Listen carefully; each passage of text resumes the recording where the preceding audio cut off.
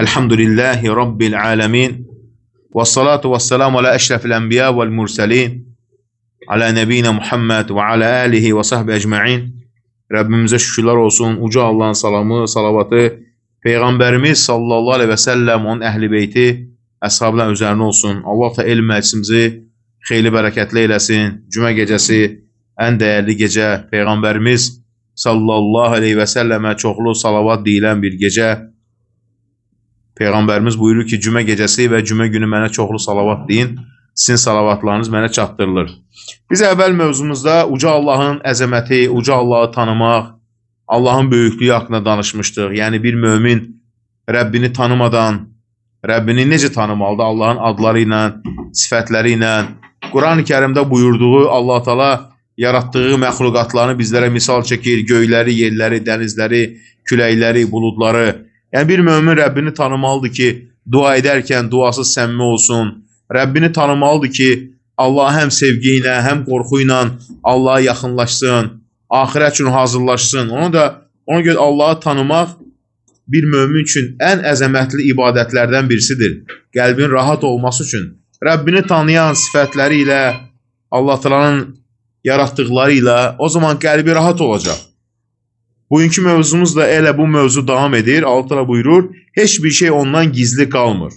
Ayə, Səba surəsi. O yerə girəni də, oradan çıxanı da, göydən enəni də, ora daxil olanı da bilir. O rəhimli, bağışlayandır. Allah Teala özünü necə tanıdır bizlərə? Adları, sifətləri ilə, ucalığı ilə. Bu ayə əzəmət, kamillik və qüdrət dolu bir ayədir. Yəni qısa, lakin dərin və hatəlidir. Həqiqətən insanda heyranlıq doğurur və heyrət oyadır. Bu ayə Allah'ın böyüklüyünü, elminin genişliyini, hər şeyi əhatə etməsini, rəhmət və mərhəmətini bəyan edir. Bu ayə Quranda iki yerdə gəlmişdir. Birinci hal Səba surəsində, bu ayə ikinci, bu hal isə Hədis surəsində. Həmin ayənin son hissəsi olaraq gəlmişdir. Səba surəsində öncəki ayədə, Hədis surəsində son ayədə olan ayələr arasında fərq var. Səba surəsindəki ayə əvvəlcə Allahı həmd və tərif ilə başlayır. Allah həmd olsun. Çünki o göylərdə, yerdə olan hər şeyə malikdir. O izzətdir, tərifə həm də layiqdir. O hər şeyi bilir və görür. Ayə bu sözlərlə bitir. O rəhimli, bağışlayandır. Səba surəsi 2-ci ayə. Hədis surəsində isə ayə Allahın həmçinin tərifi ilə başlayır. Subhanə kəlməsi ilə. Bildirir göylərdə və yerdə hər şey Allahı təsbih edər. Onun şanına təriflər deyər. Çünki o göylərin və yerlərin mülkünə sahibdir. O dirildən və öldürəndir. O hər şeyə qadirdir. Və ayə bu sözlərlə bitir. O sizin nə etdiklərinizi görəndir. Hədis surəsi 4-cü ayə. Baxın, bu möhtəşəm ayəni diqqətlə müqayisə etsək, görərik ki, onlar Quranda eyni mənaya işarə etsə də, hər bir söz yerində mükəmməl və məqsədə uyğun şəkildə gəlmişdir.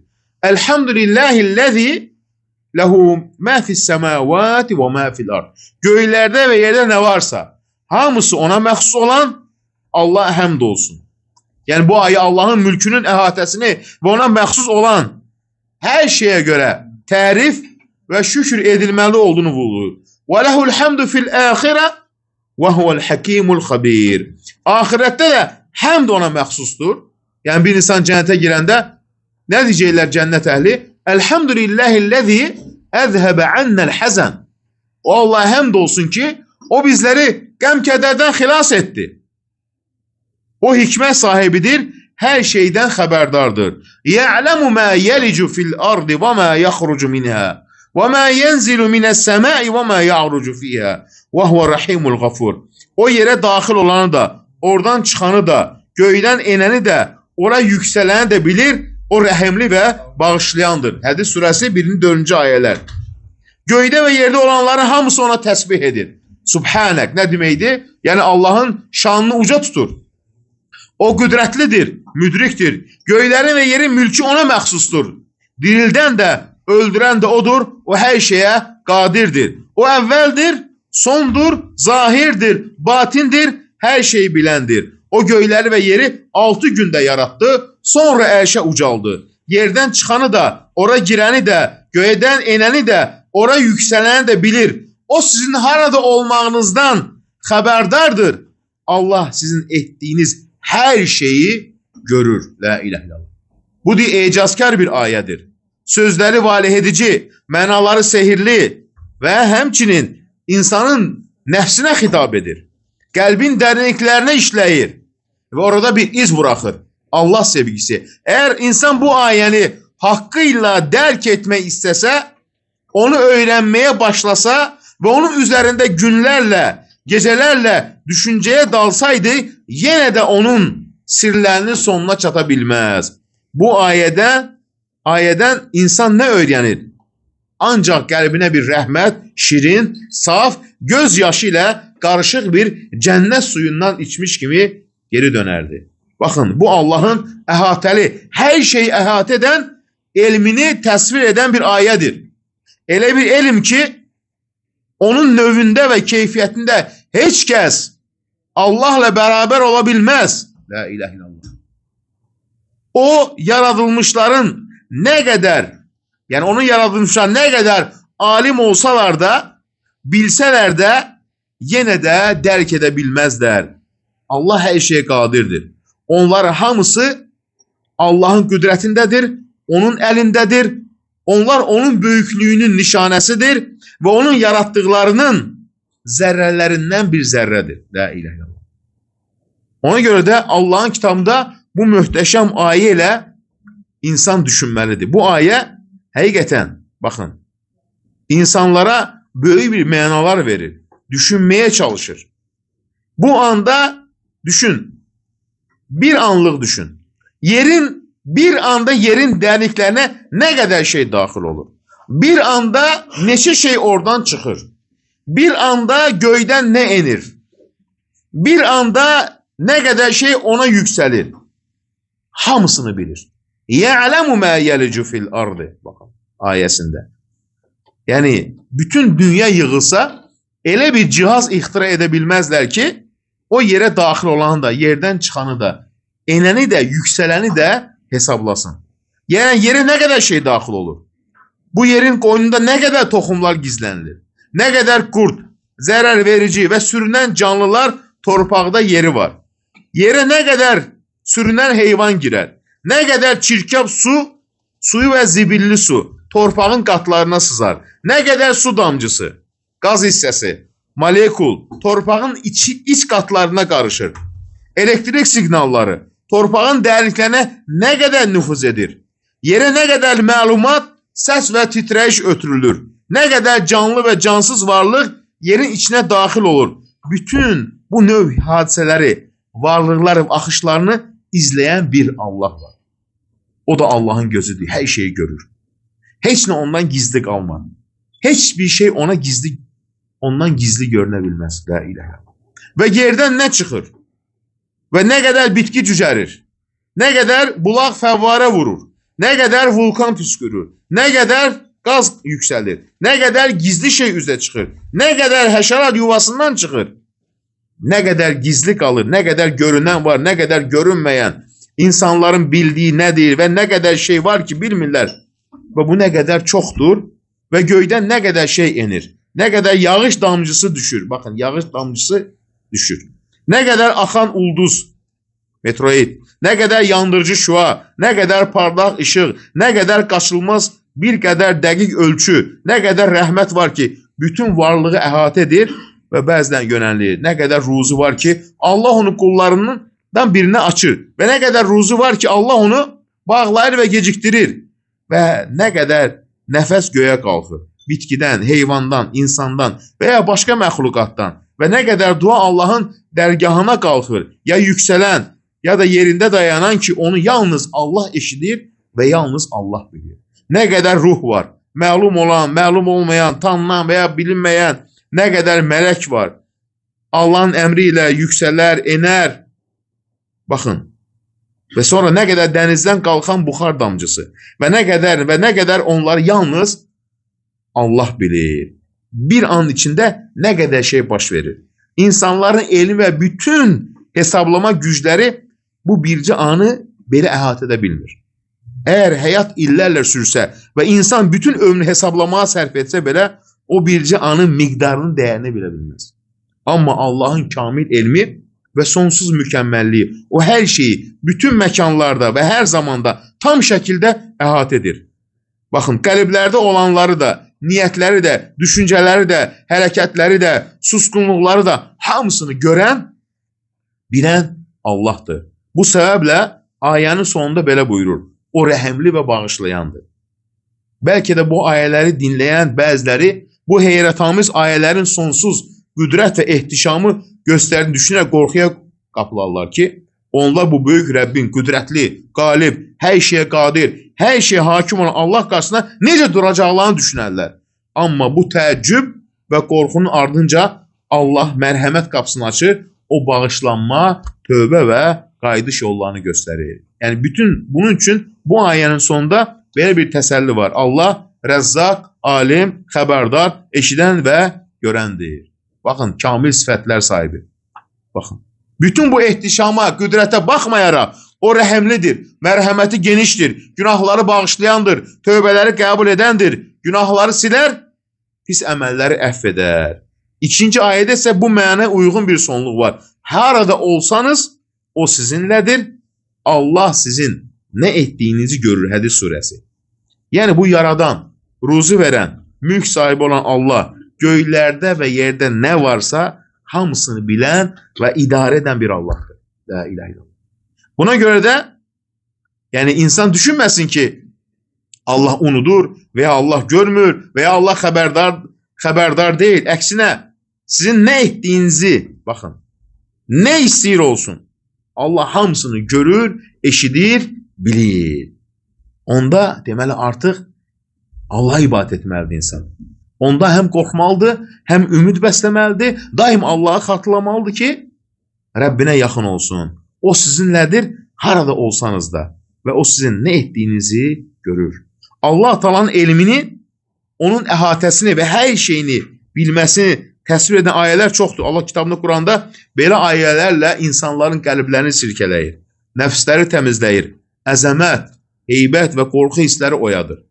Bu ayələrin böyük bir mənəvi çəkisi var. Xüsusən də bir şəxsin qəlbində Allahın böyüklüyünü və onun əhəmiyyəti kök salsa. Allah bizə bunları niyə anlatır? Sən Rəbbin əzəmətlidir. Qəlbində onu sev. Qəlbində ona qarşı hörmət olsun. Bu cür insan Allahın elminin nə qədər geniş olduğunu, onu hər şeyi əhatə etdiyini və gizli qalan heç bir şeyin ondan gizlənə bilmədiyini bilir. O bilir ki, Allah onunla birlikdədir. Harada olursan ol, Allah bir zərrəni də unutmur. Heç nə onun üçün gizli deyil və ona yuxuya gedə, nə də yatar. La ta'khuduhu sinatun və la nawm. Nə mürgüləyər, nə də yatar. Yəni Allah nəfslərin gizlilərini, qəlblərin düşüncələrini, gözlərin xəyanətini və insanların sinələrində gizlətdiyini hər şeyi bilir. Biri bu həqiqəti dərk etdikdə onun həyatı doğru yola gələr, rəftarı gözəlləşər, sözləri saflaşar, niyyəti düzələr. Çünki o bilir ki, o Allahın elmi içindədir. La ilahe illallah. Allah Teala özünü belə tanıdır. Onun yanında qeyb açarları var. Onları ondan başqası bilə bilməz. Quruda və dənizdə nə varsa hamısını o bilir. Bir yarpaq belə düşməz ki, o bilməsin. La ilahe. Düşünün yer kürəsində ağacların yarpaqları, milyardlarca, hər birini bilir. Harda düşür, harda çürüyür, hansı ağacdan düşür, hansı yerdədir, hansı ölkədədir, hansı məkandadır, hamısını bilir. Çünki yaradan odur. La ilahe. Nə torpağın qaranlığında bir dənə, nə də yaş və quru heç bir şey yoxdur ki, açıq-aşkar bir kitabda, lövh-ü məhfuzda olmasın. Hər şey yazılıb Allahın dərgahında. O, saatın elmini bilən, yəni qiyaməti, yağışı endirən və bətinlərdə olanı biləndir. Heç kəs sabah nə qazanacağını bilməz. Heç kəs hansı yerdə öləcəyini də bilməz. Həqiqətən Allah hər şeyi biləndir, hər şeydən xəbərdardır. Kim bilir sabah nə qazanacaq? Kim bilir harada öləcək? Sən Allahın göylərdə və yerdə olanları bildiyini görmürsənmi? Baxın nə deyir? 3 nəfər gizli söhbət etsə, mütləq dördüncüsü odur. Yəni Allah işdir. Gizli yoxdur onun üçün. 5 nəfər danışsa, 6-cıları odur. La ilahe illallah. Onlardan az və ya çox olsa da, harada olsalar da, o onlarla birlikdədir. Allah elmi ilə görür, eşidir. Sonra qiyamət günü o, onlara etdiklərini xəbər verəcək. Həqiqətən Allah hər şeyi biləndir. Allah təala bizlərə özünü tanıdır ki, mömin Allahdan qorxsun. Ki, heç bir şey ona nədir? Gizlin deyil. Ona görə Allah şərik qoşanların şirkindən ucadır. Yəni, bütün bu sifətlər sahibi kimə məxsusdur? Ancaq uca Allah'a. Gizli bilən, aşkarı bilən, hər şeyi bilən. Necə ola bilər ki, bütün bunların sahibi Allah, insan gelsin qəbirdən kömək istəsin. Ya övliyə kömək ol, ya imam kömək ol. La ilahe illallah. Sənin kömək istədiklərin Allahın mülkündədir, Allahın yaratdığıdır. Onlar özlərinə bu dünyada fayda verə bilmirlər. Ahirət dünyasına köçəndən sonra hardan bilsin o nələr baş verir dünyada? Baxın nə deyir? Allah ona şərik qoşulanlardan ucadır. Allah uca və əzəmətli. Özünü bir çox sifətlərlə vəsf etmişdir. Bu sifətlər Quran-ı Kərimdə Peyğəmbərin sallallahu əleyhi və səlləm dili ilə bizə çatdırılmışdır sünnəsində. Bu adlar və sifətlər Allahın özü haqqında dedikləri və onun Peyğəmbərinin onu vəsf etdiyi şəklindədir. Bu sifətlərə iman gətirmək vacibdir. Bu sifətlərə iman gətirir, lakin onların həqiqətini, necəlini, mahiyyətini dərk etmirik. Allah görür, eşidir. Allahın əl sifəti. Əlimlə yaratdım, 2 əlimlə yaratdım Adəmi. Necəlini bilmirik. Allah təala öz sifətləri barəsində bizlərə xəbər verir. Ona görə də əgər bir insan bunları bilsə, o zaman nədir? Rəbbindən daha çox qorxacaq. Bir işlərdən birisi gəlir. Baxın, ona görə də Allah təala sifətləri barədə buyurub, amma onun necəliyini buyurmuyub. Ona görə də onun bənzəri heç nə yoxdur. O eşidəndir, görəndir. Subhanallah. Allahın deyir, gözəl adları vardır, Əsməl Hüsnə. Onunla dua edin deyir. Allah Taala'nın 99 adı vardır bildirlər. Allahın 99 adı vardır. Kim onları sayıb öyrənərsə cənnətə girər. Nə deməkdir saymaq? Yəni, o adları öyrənmək, onunla düzgün şəkildə Rəbbini tanımaq, məna və əhədlərini anlamaq və həyatında tətbiq etmək. Çoxlarımız bəlkə 10-dən, 15 dənədən çox adı nədir bilmirik. La ilahe illallah. Ona görə də Quranda olduğu kimi bu adları əzbərləmək, amma onların mənasını anlamamaq və onlara uyğun yaşamamaq fayda verməz. Eləcə bu adları yalnız 99 adla məhdudlaşmır. Onun daha çox adları vardır. Lakin bizə bu qədər açıqlanır. Bu səbəbdən Allahın adlarının sayıları məhdud deyil. Peyğəmbərimiz nə buyurur? Ey Allahım, sən özünü adlandırdığın bütün adlarınla səndən istəyirəm. İstər bu adları öz kitabında endirmiş olasan, istər yaratdığın bəndlərindən birini öyrətmiş olasan, yəni Peyğəmbərlərə, istərsə də bu adlardan birini özündə, yəni öz dərgahında gizli saxlamısan, bütün adlarınla səndən istəyirəm. Onun ki, Allahın gözəl adları 4 qismə bölünür. Bir qism Allah'a yalnız özünə ayırmış, mələkləri də bildirməmiş, kitablarda da açıqlamamışdır. Bir qismi isə kitablarda endirmişdir.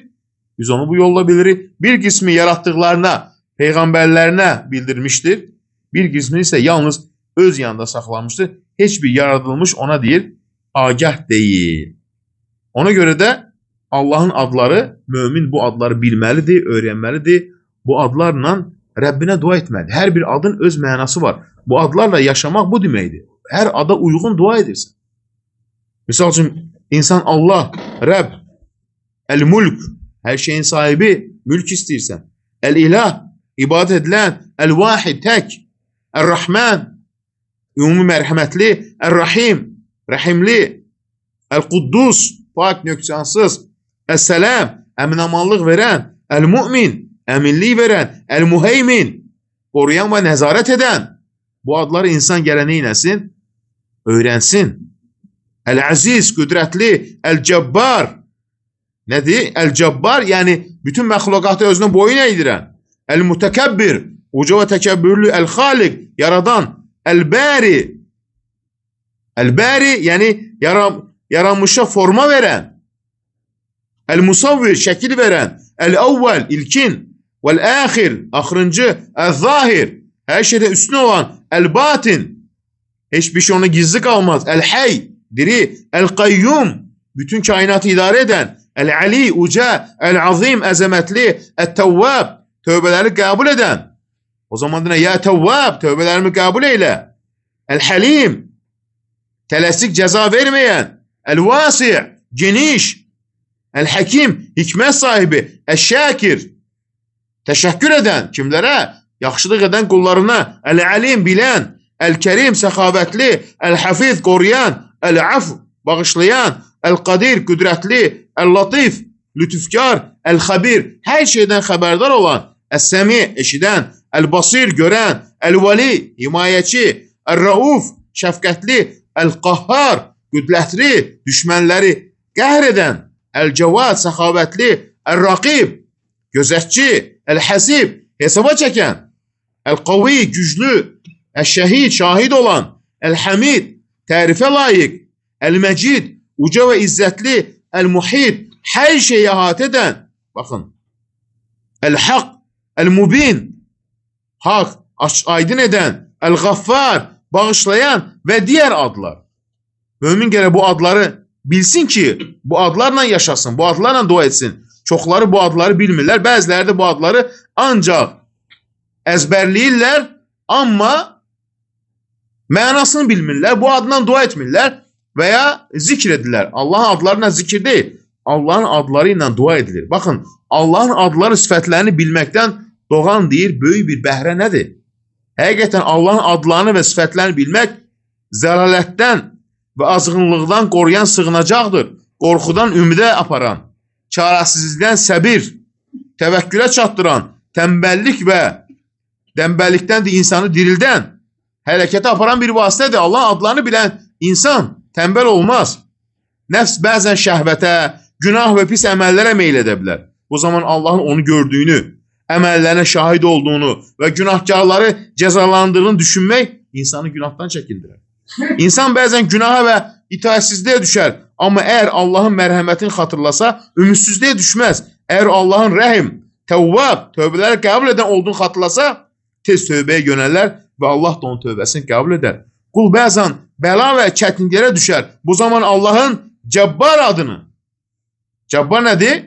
Yəni o sıxıntını ancaq aradan qaldıra bilən yalnız odur. El-Cəbbar, El-Əziz, Kərim, səxavət sahibi, Rəhim, Həlim olduğunu bilsə, heç zaman nədir? Sıxıntıları razılıqla qarşılayar.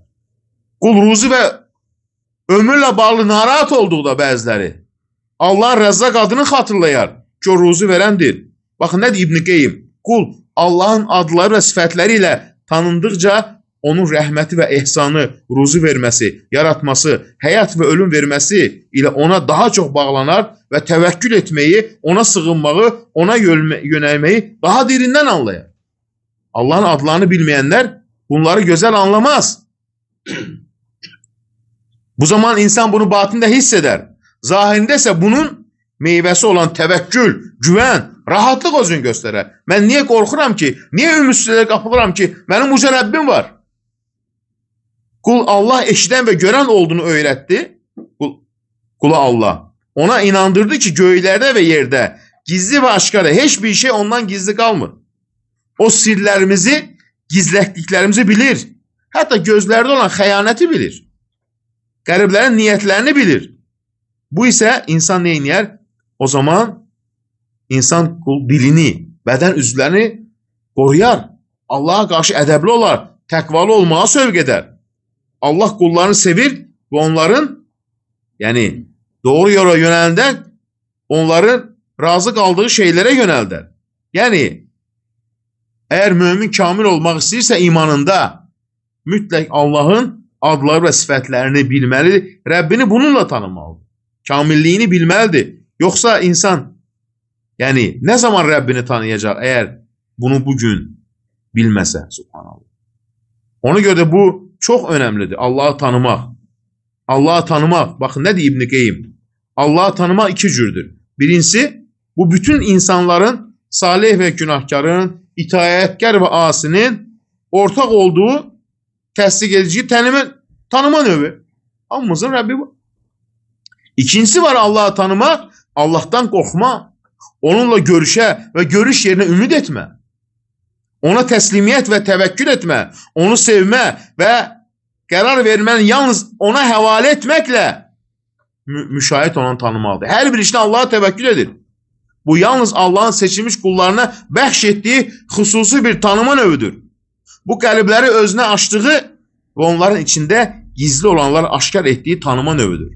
Bu tanıma növü dərəcələrə görə dəyişir. Hər kəs dərəcəsinə uyğun. Hətta Allah Teala yaratdıqlarına heç birini onun kamil şəkildə tərif edə bilməyəcəyini bildirilmişə buyurmuşdur. Ey Allahım, mən səni sən özün tərif etdiyi kimi tərif edə bilmərəm. Peyğəmbərimiz buyurur. Ona görə Peyğəmbərimiz buyurur ki, Allah özünü qiyamət günü elə tərif edəcək ki, yəni indi biz onu o cür tərif edə bilmirik. Uca Quran-Kərim öz bəndlərini iki yolla onu tanımaya çağırır buyur İbn Teymiyyə. Birinci yol, onun yaratdıqlarına baxmaq, onlardan nəticə çıxarmaq və bu ağılla dərk edilən ayələrdir. Allah Teala buyurur, həqiqətən göylərin və yerin yaradılışında, gecə ilə gündüzün bir-birini əvəz etməsində, insanların xeyrinə dənizdə üzən gəmidə ayələr vardır, dəlillər vardır. Başqa ayədə buyurur, həqiqətən göylərin və yerin yaradılışında, gecə və gündüzün bir-birini əvəz etməsində ağıllı insanlar üçün dəlillər vardır. İkinci yol, onun kəlamına baxmaq. Yəni, məyər Quran üzərində düşünmürlərmi?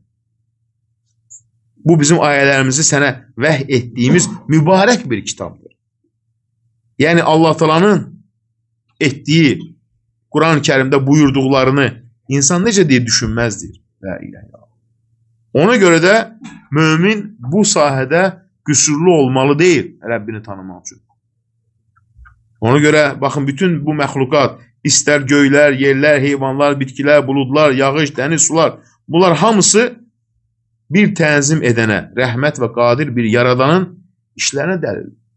Bütün bunları Allah'tan başqa kim edə bilər? Bütün kainatı kim idarə edə bilər? La ilahe illallah.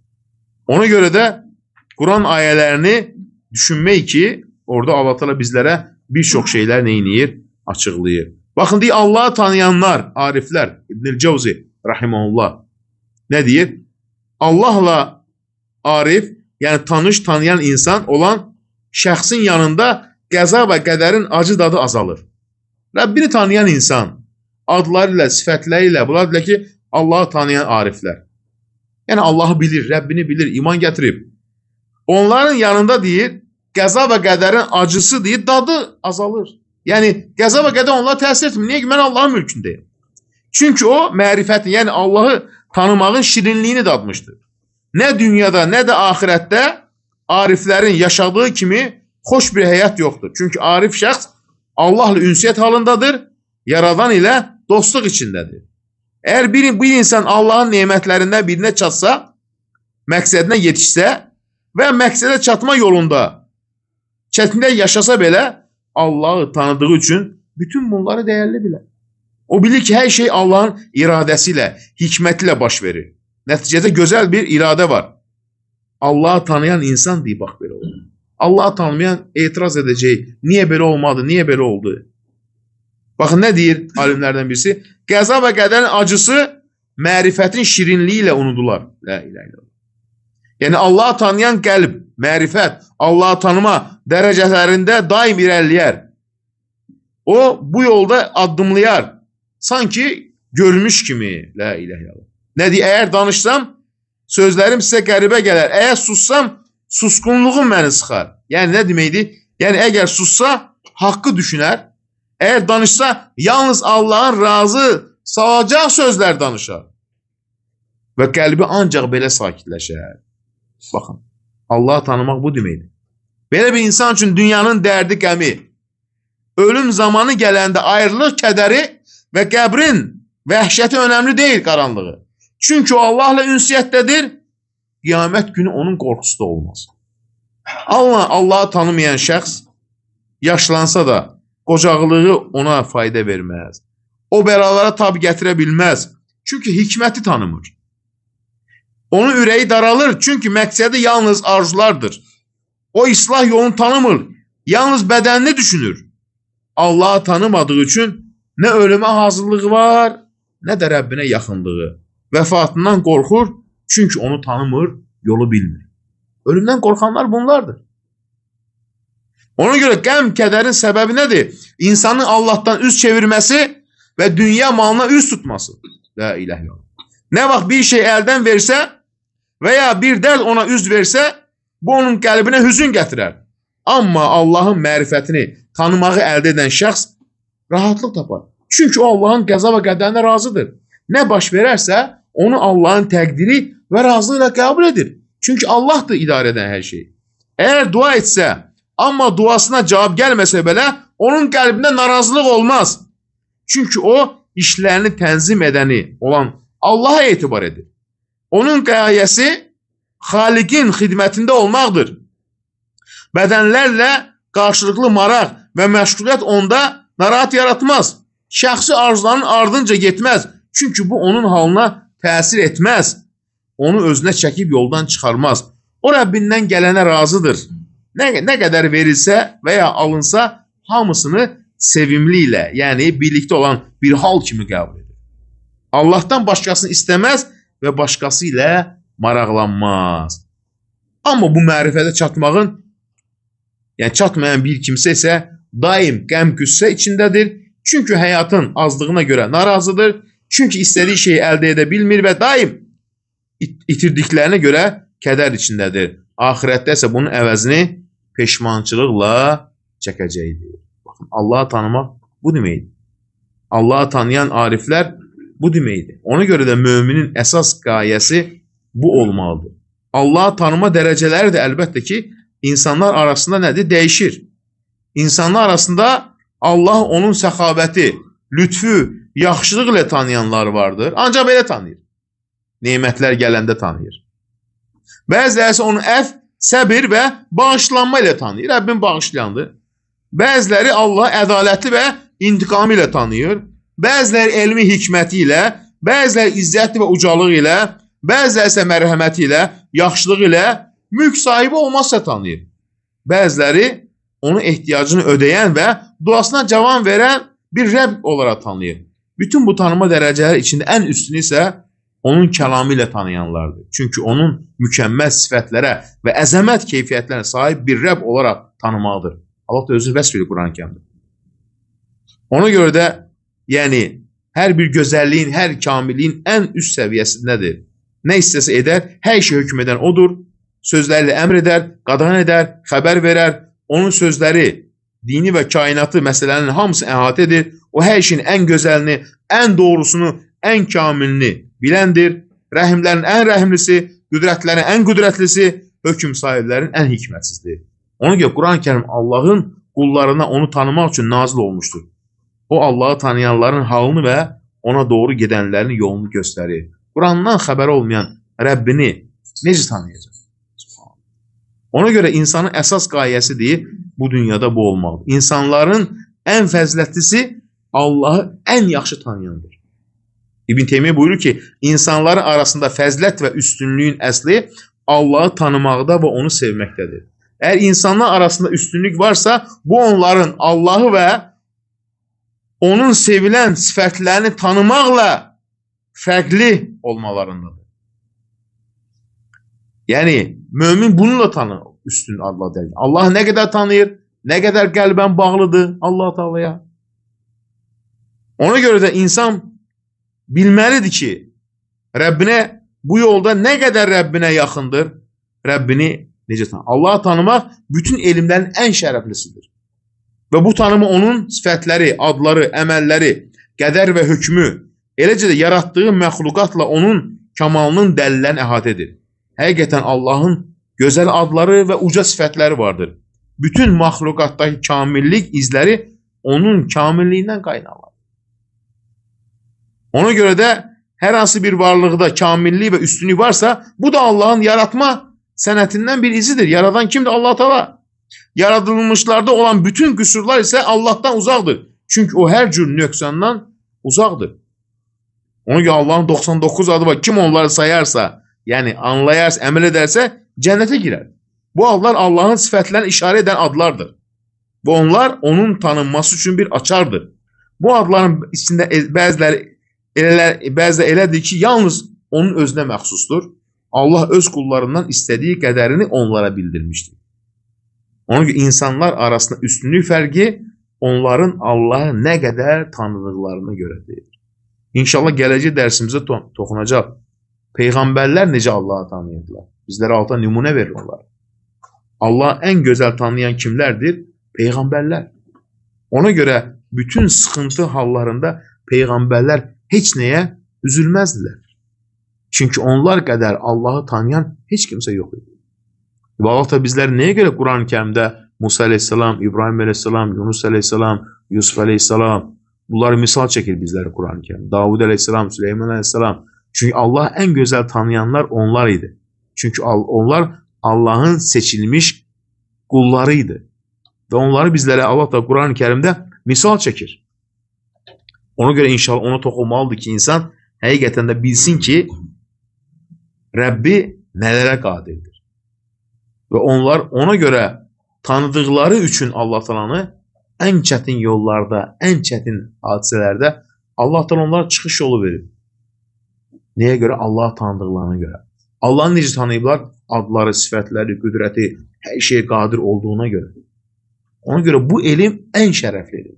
Çünki bütün elmlər buna çıxır. Namaz nə üçündür? Allah'a bağlıdır. Namaz, zikir, dua, oruc. Bütün bunlar elmin əsas nədir? Allah'ı tanımaq. Amma çoxlar Rəbbini tanımır. Adlarıyla, sifətləriyle, kamilliyi ilə, feilləri ilə nə edib, əvvəlki ümmətlərə nələr baş verib, intiqamı ilə, əzabı ilə, rəhməti ilə, mərhəməti ilə. Quran-ı Kərimin 1/3 hissəsi bundan danışır. Ona görə insan hər zaman nədir? Quran oxumalıdır ki, bu işləri anlasın. La ilahe illallah. Yəni bunu gözəl anlasın, gözəl bilsin, Rəbbinə yaxın olsun. Yəni bu ən gözəl yollardan birisidir. Yoxsa mömin bu dünyada heç bir şeydən nədir? Rahatlıq tapa bilməz. Heç bir şey. Qəm, kədər nəyə görədir? Rəbbini tanımır. Niyə üzülür? Rəbbini tanımır. Niyə intihar edir? Rəbbini tanımır. Niyə sıxılır? Rəbbini tanımır. Niyə xəstəliyə dözmür? Rəbbini tanımır. Allahın ədlarını bilmir, sifətlərini bilmir, həyatın mənasını bilmir. Rəbbimiz bizim üçün nə üçün yaradıb? Onu bilmir. Onu bilmək üçün insan Rəbbini tanımalıdır. Birinci, adları, sifətləri bilməlidir. Allah adildir, zülmü sevməz. Allah rəhimlidir, amma intiqamı şiddətlidir, əzabı şiddətlidir. Allah Teala möhlət verir, amma heç zaman unutmur. Bunları bilməlidir mömin. Nəyə görə? Özünü həyatını tənzimləsin, həyatını gözəlləşdirsin. Və sən Allah dərgahına köçəcəksən bir gün. Rəbbinin önündə dayanacaqsan. Rəbbinə nə hesab verəcəksən? Və qəbir dünyasında səni nələr gözləyir? Hansı biliklə bu dünyada köçəcəksən? Sən Rəbbini tanımırsansa, onun qarşısında utanmayacaqsanmı? Rəbbin sənə Quran-ı Kərim endirdi Peyğəmbərlər vasitəsilə. Özünü tanıtdı, feilləri ilə, ucalığı ilə, əsməl, hüsnə, ən gözəl adları ilə. Ona görə də bu, bütün elmlərin ən şahıdır. Allahı tanımaq. İnşallah gələcək dərsimizdə Peyğəmbərlər Rəbbini necə tanıyırdılar? Onların tanıması necə idi? İbrahim əleyhissalam misal çəkilir aldı Quran-ı Kərimdə. Muhammed əleyhissalam, Yunus əleyhissalam, Yusuf əleyhissalam, Süleyman əleyhissalam, Musa əleyhissalam ən çox. Gör Rəbbini necə tanıyırdılar ki, onları dünyada heç bir şey sıxmır. Heç bir şey onları qorxutmur. Təvəkküldə, Allah'a bağlılıqda, onun ucalığına inamda, qəti inamda, yəqin inamda. Allah'ı tanımayan necə yəqin olacaq həyatda? Allah'ı tanımayan duasında necə səmimi olacaq? Amma Allah'ı tanıyan insan əlini qaldırır, Allah'a dua edir, qəlbində yəqinliyi var, sevgi var, Allah'ın gücünü, qüdrətini bilir. O zaman ona görə həm duaları qəbul olunur, həm rahat olur, heç bir şey onu üzmür. Və bilir ki, Allah'ın adını bilən Məlikül Mülk, bütün mülkün sahibi odur.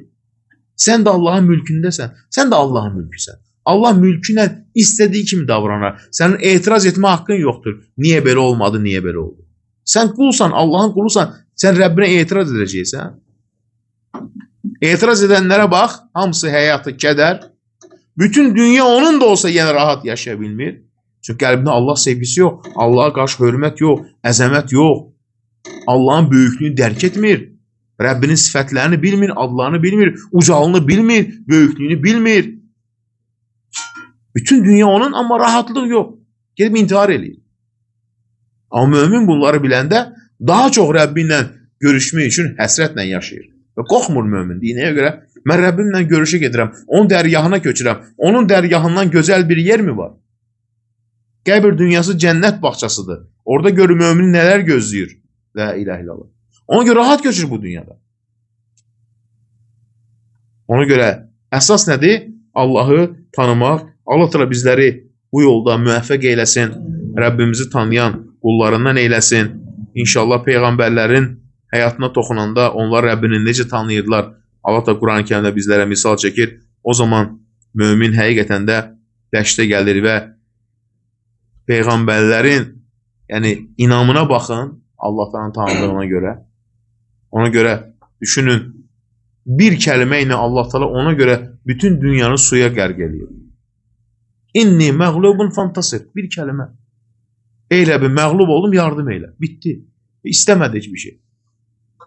Onun duasına cavab verdiydi Allah Teala. Yəni qəlbdən gələn bir dua. Çünki o Rəbbini bilir, onun gücünü, qüdrətini bilir ki, o qəbul etsə, Nuh'a görə nə idi? Səmadan yağış yen. Yerdən su fışqı, hər yeri suya qərq elədi. La ilahe. Allahın gücü qüdrətinə bax. Bir kəlmə. Çünki Rəbbini ən gözəl tanıyan kim idi onlar? Və Peyğəmbərimiz sallallahu nəyə görə səhərə qədər namaz qılardı? Hıçqırtı ilə ağlayardı. Saqqalı yaş olar, sinəsi yaş olar, səcdə yetdiyi yer yaş olardı. La ilahe illallah. Çünki Allahın əzəmətini, gücünü, qüdrətini ən gözəl bilən kimdir? Peyğəmbərlər. Baxın, mələklər, Allah da yenə bizi bağışlayır. Mələklər vardır ki, ancaq qiyamət gününə qədər rükuda, səcdə, qiyamda. Mələklər vardır ki, başını səcdən qaldırmır, qiyamət gün qopan deyəcək, ey Rəbbim, biz sənə haqqı ilə ibadət eləmədik. La ilahe. Çünki onlar bilirlər Allahın əzəmətinədir, Allahın gücü qüdrətinədir. Allah sonumuzu gözəl eyləsin. Allah təala bizləri, Rəbbimizi gözəl tanıyan qullarından eyləsin. Allah təala bizləri imanda sabit eyləsin, doğru yolda sabit eyləsin. Allah təala günahlarımızı bağışlasın. Allah təala sonumuzu gözəl eyləsin. Gözəl sonluqla bu dünyadan köçməyi nəsib eyləsin. Əsas odur ki, insanın bu dünyadan gözəl köçməsi, sonunun gözəl olması. Çünki ölümlər artır, ölümlər cavanlaşır. İnsan bilmir bu dünyadan necə köçəcək. Əsas nədir? İnsanın imanla, sağlam əqidə ilə, tövhid əqidəsi ilə bu dünyadan köçməsi. Dünyanın sahibi Allah, geridə qalanlara idarə edən Allah, hər şeyin sahibi o. Əsas insan necə bu dünyadan köçməlidir və dərdi bu olmalıdır ki, Allah dərgahına necə gedəcək? Sabit mi olub gedəcək? Yoxsa Allah qorusun, İbn Qeym buyurur ki, insanların çoxu ölüm vaxtında Allah etirazla, qəza və qədərinə etirazla ölürlər. Niyə? İmanı zəif, Allah'a bağlılığı zəif. Ölüm anında şeytan aldadır. Əgər şeytan bir insanı bu dünyada aldabilirsə, güclü vaxtı aldadırsa, gör ölüm vaxtı onun başına nə oynaşacaq? Hansı ki bu dünyadan köçürsən, dünya ilə vidalaşırsan, Allah'ı tanımayan insana çətindir. Qorxur, bilmir hara gedir. Qaranlıq kimi gəlir. La ilahe. Amma mömin üçün daha çox nura gedir. Allah dərgahına gedir. Onu gözəl bir həyat gözləyir. Ən gözəl həyatın başlanğıcı oradır. Etiraz etmir Rəbbim. Amma insanların çoxu niyə ölürəm, niyə başıma bu gəldi? Subhanallah. O anda Rəbbinə etiraz edir qəza və qədərinə. Amma Allah'ı tanıyan insan niyə qəza və qədərinə etiraz etsin ki? İnnə lillah və innə ilə raciun. Bizi Allah yaradıb, Allah'a qaydacaq. O an çətindir sabit olmaq. Biz danışırıq, amma o an çox çətindir. Düşün ki, son anın bu dünya ilə və bilirsən ki, bu dünyadan köçürsən və son anda ölüm mələyi necə çağıracaq səni bilmirsən. Deyəcək ki, çıx Allahın rəhmətinə, yoxsa deyəcək, çıx Allahın qəzəbinə. Ona görə alimlərdən birisi hər zaman cibində bir kağız var idi, deyir. Dərs keçir, kağıza baxır. Deyirlər, nəyə baxırsan? Yazıb ki, Allahdan qorx, bir gün öləcəksən. Subhanallah. La ilahe illallah. Allah sonumuzu gözəl eləsin. Allah da dünyasını dəyişən valideynlərimizin məkanı cənnət eləsin. Allah da bizləri sabit eləsin. Allah da bizləri təmiz, doğru əqidə ilə bu dünyadan köçməyi nəsib eyləsin. Allah da övladlarımızı salih qullarına eyləsin. Övladı olmayanlara Allah da salih övladlar bəxş eyləsin. Allah da sonumuzu gözəl eyləsin. Gözəl sonluqla bu dünyadan köçməyi nəsib eyləsin və Peyğəmbərimiz sallallahu aleyhi və səlləm bərabər Firdovs cənnətində ona yoldaş olmağı, yaxın olmağı nəsib eyləsin. Allah da bu gözəl vətənimizi qorusun, əmin amalımız daimi olsun. Allah əskərlərimizi qorusun, şəhidlərimizə qəni-qəni rəhmət eyləsin. Allah da ölkə rəhbərimizi qorusun, işlərlə müvəffəq eyləsin. Ölkəmizə qarşı düşmənçi eləyənləri Allah da öz hilələrində həlak eyləsin. Allah da öz əzəmətli gücünü, qüdrətini düşmənlərimiz və havadarları üzərində bizə göstərsin. Amin.